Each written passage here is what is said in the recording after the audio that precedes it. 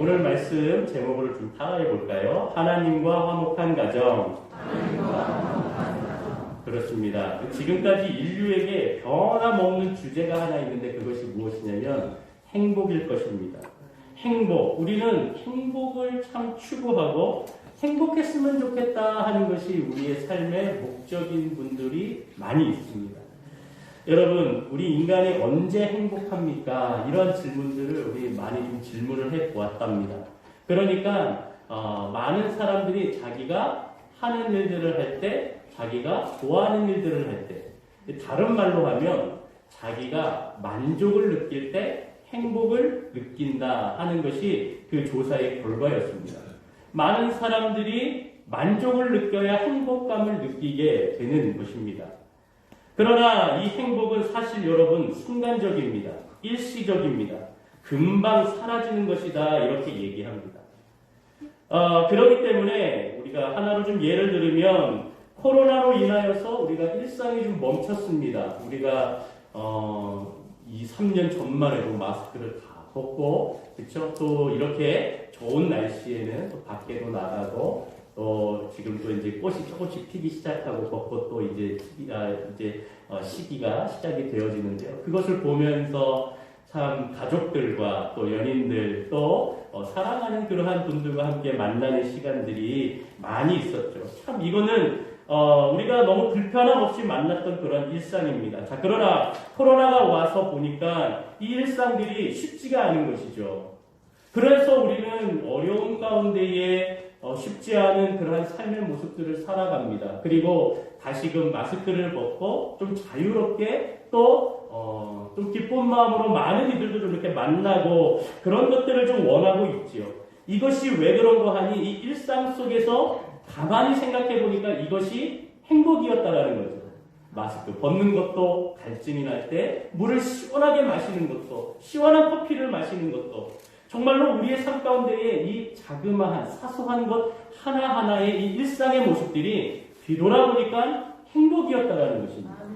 여러분 그러니까 이 행복을 느끼고 싶기 때문에 빨리 코로나도 물러나고 또 우리가 이 마스크도 벗고 좀 그러면서 자유롭게 예배도 드리고 우리의 일상이 회복되면 좋겠다 하는 것이 사람들의 마음입니다. 왜? 행복함을 느끼고 싶기 때문에 행복을 누리고 싶기 때문에 자 그런데 오늘 성경에서는 이 행복을 좀 다른 말로 이야기합니다. 다른 말이라는 보다는 하나님께서 우리 인간들에게 어떠한 삶의 모습을 원하시는지를 잘 보여주고 계십니다. 그것은 바로 화목입니다. 우리 다 같이 따라합니다. 화목. 화목이라는 것은 행복의 집합체라고 말씀드릴 수 있는데 이 화목은 일시적이지는 않습니다. 오래 지속이 됩니다. 그리고 이 화목은 나 혼자만의 행복이 아니라 바로 다른 사람들, 이타적이고 다른 사람들을 향한 마음들, 배려하는 모습들이 있습니다. 그리고 가족 구성원 모두가 다 그리스도를 닮아가는 그러한 모습 가운데에 서기를 원하게 하는 것입니다. 그렇기 때문에 우리가 이 화목하려고 하는 것은 예수를 닮아가려는 그 마음, 그 인품, 그 모습을 통하여서 사랑으로 이루어진 상태가 바로 화목함이다라고 말씀을 드릴 수 있는 것이죠. 다시 얘기하면 이 화목은 하나님과의 밀접한 관계가 있는 것입니다. 화목은 하나님 안에서 하나의 모습을 이루어 나간다 하는 것을 의미합니다. 이 원어의 뜻으로 보면 덮어주다 이런 의미가 있어요. 그러니까 거룩한 하나님의 그 사랑과 그 은혜가 만족되어서 하나님의 은혜로 모든 죄를 덮어주시고 용서하신다라는 의미가 화목이라는 것입니다. 따라서 화목이라는 것은 하나님의 용서를 받고 그분과의 관계가 회복된 상태를 화목이라고 말할 수 있는 것이죠. 자, 그러므로 우리의 삶뿐만 아니라 우리 가족 모든 구성원들이 이 인생의 광야를 살아가면서 행복을 꿈꾸고 찾아가는 것은 결국에 하나님과의 화목을 추구하는 삶이다라고 말씀드릴 수 있는 것이죠. 그래서 이 세상에서 누릴 수 있는 행복보다는 하나님과 화목하라. 하나님과 화목하면 하나님께서 그 우리의 만족감, 하나님께서 이 세상을 살아가면서 주님을 통한 만족, 그 행복을 소소하게 느끼게 하시고 이 일상 속에서 공기를 마시고 또한 아침에 일어나고 운동을 할 수도 있고 우리가 사람을 만날 수 있는 그 모든 행복함의 모습들을 하나님을 통하여 화목의 관계로 발전시키고 인도해 주실 것을 우리는 바라보며 추구하며 살아가는 자들이 되어야 하는 것입니다. 그래서 오늘 말씀을 우리가 화목에 초점을 두고 하나님과 우리 가정, 우리 교회가 주님께서 주시는 화목과 은혜 아래 온전히 서 나아가고 주님을 바라볼 수 있는 우리들의 모습이 되게 해달라고 기도하며 소망하며 나아가기를 주님의 이름으로 또한 기도합니다. 우리가 첫 번째로 좀 생각해야 될 것은 다 같이 따라합니다. 그리스도인의 정체성의 회복은 화목의 첫걸음이다. 그렇습니다. 우리 예수님께서 우리의 죄를 사하여 주셨고 구원하시기 위해서 이 땅에 오셨다. 이것은 우리가 너무나 잘 알고 있죠. 이 은혜의 결과로 저와 여러분들이 하나님의 자녀가 되었습니다. 하나님의 가족의 구성원이 되었습니다. 그래서 교회를 이루고 주님의 은혜 아래 거하는 것이고 하나님의 은혜에 감사하여 오늘도 함께 모여 예배를 드리는 것입니다. 바울은 우리가 하나님의 자녀로서 그리스도 안에 있을 때에 오늘 뭐라고 하냐면 새로운 피조물이다 이렇게 표현하고 있습니다. 우리 오늘 본문 17절 다 같이 한번 읽어보겠습니다. 시작. 그런즉 누구든지 그리스도 안에 있으면 새로운 피조물이라 이전 것은 지나갔으니 보라 새 것이 되었도다. 아멘. 예전 것은 무엇입니까? 옛날의 피조물을 의미합니다. 다시 얘기하면 그리스도와 관계없는 삶, 하나님이 없는 나의 삶의 모습들이 다 예전의 모습이었다는 것이죠. 주님이 없는 그 삶을 바로 예전의 모습, 예전 것이라고 그렇게 얘기합니다. 그 결과는 무엇이었습니까? 죄의 심판을 받는 것, 그리고 심판을 받아 하나님이 없는 천국, 바로 지옥에 살아가는 것, 그것이 정해진 것, 그것이 하나님 없는 삶의 모습이었고 예전의 모습으로 살아갔다면 그러한 결과를 얻을 수밖에 없는 것이죠. 자, 그러나 그리스도를 믿고 예수 안에 변화된 존재는 새로운 피조물이 된 것입니다. 새로운 가족이 되었고 새로운 구성원이 되었고 또 새로운 하나님과의 관계가 형성이 된 것입니다. 그래서 예수 안에 살아가야 되는 것입니다. 예수님 밖에 살면 우리의 존재의 가치는 스스로 증명해야 되기 때문에 우리는 수단과 방법을 가리지 않고 다른 사람을 짓밟으며 서 나아가야 나의 존재를 증명해 나아가는 것이 세상의 모습입니다. 그러나 이것이 이렇게 양육강식의 방식으로 강자가 생존하는 그러한 우월감의 그 주도권을 가지기 위해서 이 사람들을 짓밟고 나아가는 이 모든 것들이 세상에서는 진리라 얘기하고 세상에서는 그것이 옳은 것이라고 얘기하는 것입니다. 그러나 우리는 이것을 배워 나가는 자들이 아닙니다. 하나님은 예수 그리스도를 통해서 저와 여러분들에게 새로운 피조물, 새로운 패러다임, 새로운 천국의 모습을 보여주셨습니다. 바로 그것이 예수님을 만나 하나님의 자녀가 되는 것이고 새로운 만남 가운데에 그 은혜로 채워져 예수로 살아가는 존재가 되게 하셨음을 믿습니다. 우리 부모 세대, 우리 청년 세대는 그리스도 안에서 새로운 존재로서 그 믿음을 보여주며 또한 우리 가정에서 그것을 통하여 자녀들에게 보여주는 삶을 살아가야 합니다. 보여준다라기보다는 그러한 삶이 우리의 일상이 되어지고 그러한 삶을 통하여서 바로 자녀들은, 다음 세대들은 그것을 보고 배우고 자라게 된다라는 것입니다. 그래서 온 세대가 그리스도의 사랑 안에서 우리 온 가족이, 우리 영동교회 모든 성도들은 어떻게 된 것입니까? 하나님의 독특하고 특별한 창조된 존재로서 주님의 기쁨과 자신감을 가지고 살아가야 하는 것입니다. 결국 저와 여러분들은 이 모두가 그리스도 안에서 새롭게 시작된 새로운 존재다 하는 그 사실을 우리는 잊지 말아야 됩니다. 이것은 굉장히 우리 삶에 있어서 중요한 것입니다.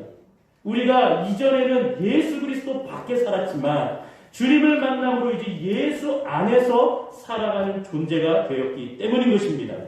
이유가 있습니다. 이 시대는, 지금 이렇게 살아가는 시대는 의미, 가치 이런 것들을 대단히 중요하게 여깁니다.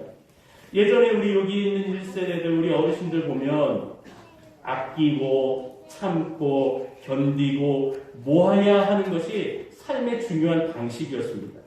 그러나 지금 우리 다음 세대들, 우리 MZ세대들이라고 하죠. 이 세대들은 자신에게 의미가 있고 가치가 있는 것이라고 여겨지면 아낌없이 소비하는 소비시대에 살아가고 있는 자들입니다. 그러한 세대입니다. 자, 그래서 우리의 인생과 가정의 의미를 세상 가운데 두지 아니하고 그리스도 안에 두고 살아가는 것, 거기에 가치가 있고 그것을 깨달아 나가야 바로 우리 다음 세대들은 어떻게 합니까? 자기의 믿음과 신앙에 하나님을 바라보는 믿음 가운데에 온전히 서 나아갈 수 있다는 것입니다.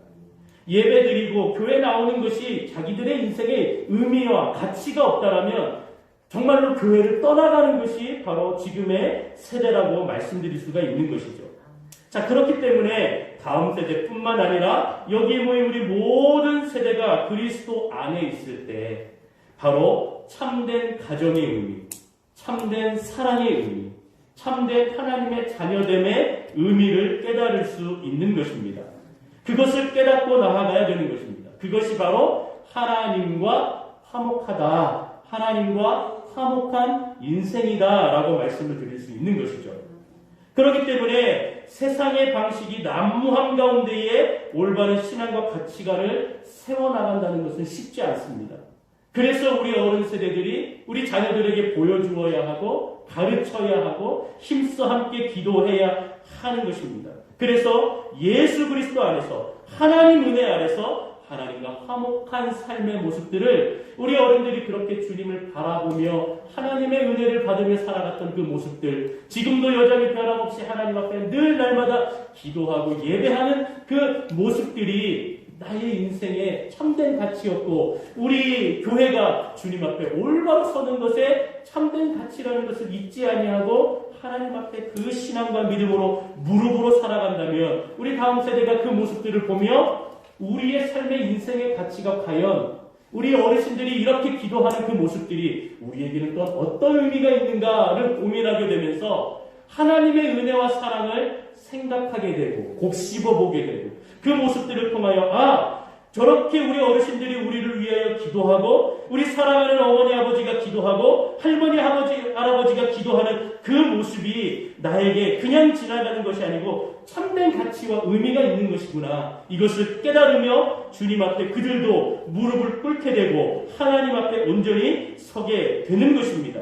그러기에 저와 여러분들의 그 시대적인 사명, 이 중요한 사명은 바로 하나님과 화목한 모습으로 내 모습이, 우리의 가정이, 우리 부부가, 우리 또 할아버지 할머니들이, 우리 어른 세대가 그러한 모습 가운데에 우리 가정을 세워 나가야 하는 것입니다.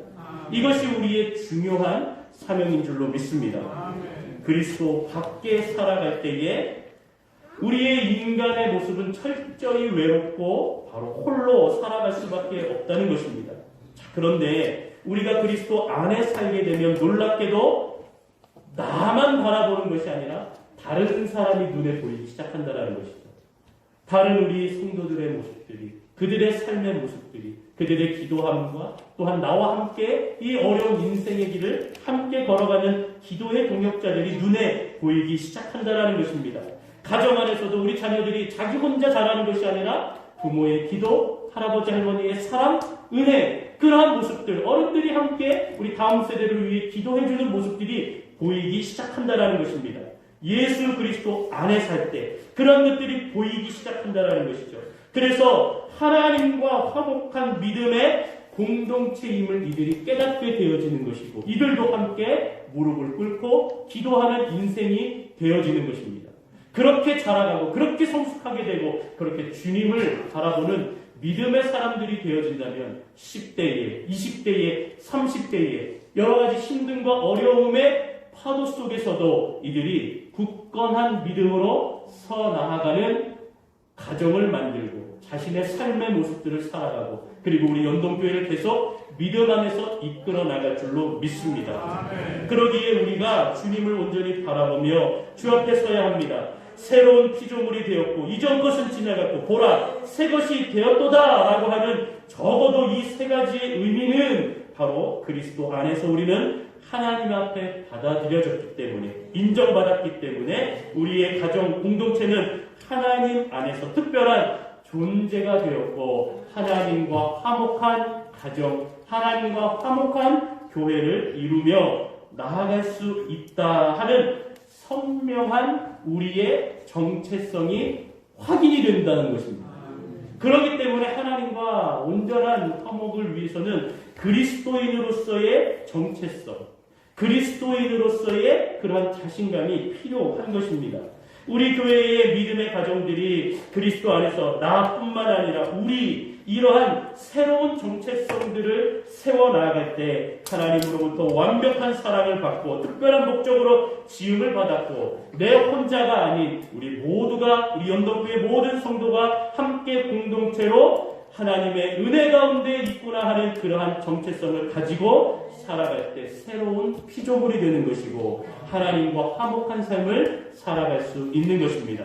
우리 모든 성도들이 우리 온 세대가 그리스도 안에서 새로운 피조물로 멋진 삶의 모습을 살아가는 저와 여러분들의 가정, 우리 연동교회 모든 성도님들의 삶이 되시기를 주님의 이름으로 축원합니다.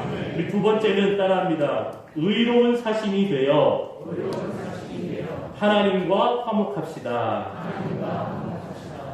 고린도 교회의 모습들을 보면 바울은 그들이 하나님과 화목하지 못했음을 지적하고 계십니다.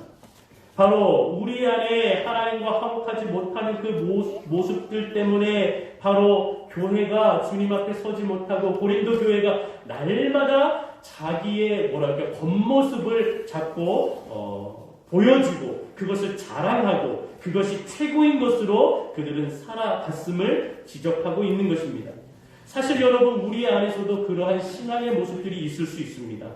다시 얘기하면 하나님과 화목하지 못하기 때문에 자신만 바라보게 되고 자신의 신앙이 더 중요하게 된 것이고 다른 사람의 신앙, 다른 사람의 모습들은 그렇게 중요하게 여기지 않는 것입니다. 여러분 하나님과 화목하다라고 하는 것은 반드시 바로 나뿐만 아니라 다른 이웃들, 우리 함께하는 성도들이 눈에 보이고 그 사람들과 함께 성도들과 함께 공동체를 이루어 나가는 것이다 라고 하는 것을 우리는 기억해야 되는 것이죠. 그래서 바울은 이것이 중요하기 때문에 하나님 앞에 우리가 중요한 과제가 있는데 그것은 하나님과 화목한 삶을 살아가는 것이다 이렇게 얘기하는 것이죠. 이것을 내가 간절히 요청하고 너희는 그런 모습으로 살아가야 한다 하는 것을 얘기하고 있는 것입니다. 우리 20절을 다 같이 한번 읽어보겠습니다. 20절 함께 읽습니다. 시작. 그러므로 우리가 그리스도를 대신하여 사신이 되어 하나님이 우리를 통하여 너희를 권면하시는 것 같이 그리스도를 대신하여 간청하노니 너희는 하나님과 화목하라. 할렐루야. 그렇습니다. 우리도 보면은요, 교회를 다니면서 하나님과 화목하기보다는 다른 세상의 일에 더 많이 신경 쓸 때가 있습니다. 우리가 착각하는 것은 무엇이냐면 교회를 다닌다고 해서 우리가 하나님 앞에 가까이 나오는 것은 사실이지만 우리가 교회를 다닌다라는 그 자체가 하나님과 화목하다 이것을 이야기하는 것은 아닙니다. 다시 얘기하면 교회를 다닌다고 하나님과 화목하다 이것을 보증한다라는 것은 아닙니다. 우리에게서 가장 시급한 일은 무엇인가? 바로 하나님과 화목한 것이다. 바울은 이것을 그 교회의 성도들에게 이야기하며 오늘 저와 여러분들에게도 그것을 강조해 주고 있는 것입니다. 하나님과 화목하지 못한 상태에서 인생을 살아간다? 이것은 엉터리 신앙이라고 말을 할 수 있습니다. 때문에 우리가 이 자리에서 우리 모든 세대가 하나님과 화목한 인생이 되기를 주님 앞에 간절히 소원해야 하는 것이죠. 엉터리 신앙의 삶을 살지 않도록 우리가 늘 기도하고 주님 앞에 서야 하는 것입니다. 사랑하는 성도 여러분, 나의 신앙, 우리의 가정, 우리 교회 공동체가 모두 화목하기를 원하신다면 어떤 모습입니까? 바로 예수를 온전히 믿어야 합니다. 정말로 주님을 바라봐야 합니다. 주님의 사랑 안에 거해야 하는 것입니다. 우리 21절인데요. 같이 한번 읽어봅니다. 21절 시작. 하나님이 죄를 알지도 못하신 이를 우리를 대신하여 죄로 삼으신 것은 우리로 하여금 그 안에서 하나님의 의가 되게 하려 하심이라. 할렐루야. 하나님께서 죄도 없으신 그 아들 예수 그리스도를 우리를 대신하여 우리의 죄 짐을 그에게 맡기신 것은 우리로 하여금 죄인이었지만 하나님의 의인이 되도록 하나님의 의를 알고 살아가도록 그렇게 행하셨다라는 것을 우리에게 말씀해 주고 있는 것입니다. 그렇기 때문에 여러분, 예수를 믿는다는 것은 네 가지의 핵심 요소가 있습니다. 이 요소 잘 우리는 귀 기울이며 우리 마음에 새겨야 됩니다. 첫 번째는 무엇이냐면 바로 예수가 나의 구주라는 그 사실을 온전히 고백해야 됩니다. 다시 한번요. 예수가 나의 구주라는 그 사실을 온전히 고백해야 됩니다. 두 번째는 지금까지 잘못된 삶의 모습을 회개해야 하는 것입니다. 세 번째로는 주님을 전적으로 신뢰하는 그 믿음을 가져야 합니다. 그리고 마지막으로는 바로 순종하는 것입니다. 이 네 가지가 우리의 삶의 모습 가운데 잘 있는가를 한번 점검하시기를 바랍니다. 주님을 나의 구주로 여러분 정말로 고백하며 살고 계십니까? 주님이 나의 구주시요 우리 가정의 주인이시다, 그렇게 나의 삶의 주인이시다 고백하며 살고 계십니까? 주님, 내가 잘못하고 내가 죄인이고 내가 주님의 은혜 아래 서지 못하였던 옛사람의 모습은 있지만 지금 하나님이 나와 함께 하시고 나를 자녀 삼아주셔서 내가 주님의 자녀입니다. 또 주님 앞에 섭니다. 주님 앞에 나의 죄를 고백합니다라고 회개하고 계십니까? 또한 전적으로 주님을 여러분 정말로 신뢰하고 계십니까? 믿음 생활을 한다 하지만 교회는 나온다 하지만 기도는 드리고 있지만 이렇게 될까라고 하면서 주님을 의심하고 살아가지는 않습니까? 그리고 여러분 하나님 말씀에 진정으로 순종하며 살아가고 계십니까? 우리가 이 네 가지를 잘 점검하면서 하나님 주의 은혜 아래 선한 나의 모습이 되게 하시고 우리 가정이 되게 하시고 우리 교회가 되게 하여 주옵소서. 이 네 가지가 잘 지켜져야 됩니다. 한 가지라도 소홀하면 엉터리 신앙인이 되기 쉽다 하는 것을 말해주고 있습니다. 왜 그러냐? 고린도 교회의 성도들은 바로 이렇게 엉터리 신앙의 모습들로 살아갔습니다.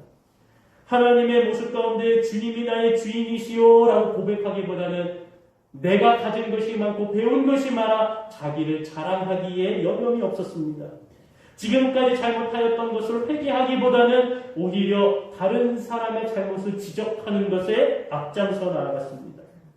그리고 전적으로 하나님을 신뢰하기보다는 바로 자기의 만족, 자기의 행복이 우선이었고 하나님과의 신뢰와 하나님과의 화목이 우선되지 못하였습니다. 결국 그것은 무엇입니까? 하나님 말씀에 순종하지 못하고 말씀 따르지 못하는 것이죠. 그러기에 이 소식을 들으니 바울이 고린도 전서를 통하여 편지로 보냈지만 그것이 잘 안 되니까 이제 디도라고 하는 사람을 보내어서 이렇게 편지로 말을 해주고 있고 또한 이렇게 편지로 디도를 통하여서 고린도 교회를 다시 세워나가기를 시작한 것입니다. 그리고 디도가 돌아와서 이들이 말씀에 순종하는 모습으로 주님 앞에 서고 있습니다라는 그 이야기를 들어서 기쁨으로 이제 고린도 후서를 기록하고 있는 것이죠. 여러분, 하나님의 의로운 존재가 된다라고 하는 것은 놀라운 사실입니다. 우리는 그러한 자격이 없습니다. 그러한 모습으로 살아갈 수 없는 자들입니다. 그럼에도 불구하고 하나님께서는 예수 그리스도를 통하여서 죄를 알지도 못하는 그분을 통하여서 저와 여러분들의 죄를 담당하게 하시어 하나님의 의로 하나님과 화목하게 하시고 하나님의 자녀가 되게 해주셨음을 믿으시기를 바랍니다. 이제 결론을 맺겠습니다. 고린도후서 3장 6절을 우리 같이 함께 좀 보도록 하겠습니다.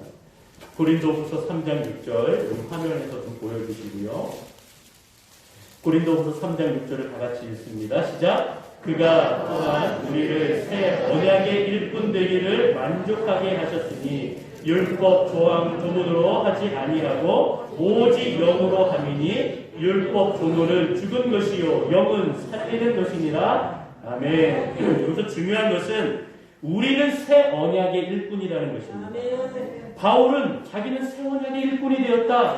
너희도 새 언약의 일꾼이 되어라 라고 얘기합니다. 새 언약의 핵심은 무엇이냐면 율법. 구약의 율법이 아니다. 이 율법을 너희가 지키기 위해서 자꾸 살아가니 너희는 하나님을 온전히 바라보지 못한다는 것이죠. 율법을 통하여 하나님을 사랑하는 법을 배워야 되는데 율법을 지키는 것에만 목을 메고 살아가니까 그들의 신앙이 왜곡되고 잘못되었다는 것이죠. 율법을 지켜야 구원을 받는다. 자꾸 이렇게 종교 지도자들이 가르치니 그것이 잘못되었다라고 얘기하는 것입니다. 그래서 율법을 따르지 말고 이제 새롭게 너희에게 허락하신 새 언약의 법을 따라 나가라. 이것을 마음에 새겨라. 그것은 성령의 법이다. 생명의 성령의 법이 너와 안에서 그 죄와 모든 것들을 해방시키셨다라고 말씀해주고 있는 것입니다. 그래서 너희의 인생이 그리스도의 향기로 그리스도의 편지로 살아갈 수 있음을 우리 바울은 얘기해주고 있는 것입니다. 여러분, 옛 언약은 유효하지 않으며 이제 새 언약의 모습들, 새롭게 주님이 복음의 가르침으로 순종하며 살아가는 것을 우리에게 말씀해 주고 있습니다. 자, 그래서 여러분, 고린도후서 4장 18절 이것이 중요합니다. 우리 함께 읽어보도록 하겠습니다. 고린도후서 4장 18절 읽습니다. 시작. 우리가 주목하는 것은 보이는 것이 아니요 보이지 않는 것이니 보이는 것은 잠깐이요 보이지 않는 것은 영원함이니라. 아멘. 여러분, 새 언약은, 새 마음은 바로 그것이 중요한 이유는 바로 우리 안에 보이지 않지만 그 보이지 않는 것을 따라가 영원한 그 그리스도의 은혜가 우리 안에 살고 있음을 고백하는 삶입니다. 아까도 얘기했지만 고린도 교인들은 자꾸 눈에 보이는 것, 눈에 보이는 지식, 눈에 보이는 자랑거리들이 그들의 삶에 바로 만족을 주고 행복을 준다라고 얘기했습니다. 그러나 바울은 얘기합니다. 보이지 않는 것, 그것은 영원하고 그것은 바로 하나님께서 우리에게 주신 것이라고 얘기해주고 있습니다. 그러기에 우리가 가지고 나아가며 우리가 반드시 지켜나가야 되는 것은 무엇인가? 바로 고린도후서 13장 4절에 있습니다.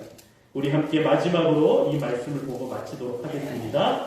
고린도후서 13장 4절 우리 다 같이 함께 읽어보겠습니다. 우리 화면도 참고해 주시고 같이 읽습니다. 시작. 그리스도께서 약하심으로 십자가에 못 박히셨으나 하나님의 능력으로 살아계시니 우리도 그 안에서 약하나 너희에게 대하여 하나님의 능력으로 그와 함께 살리라. 할렐루야.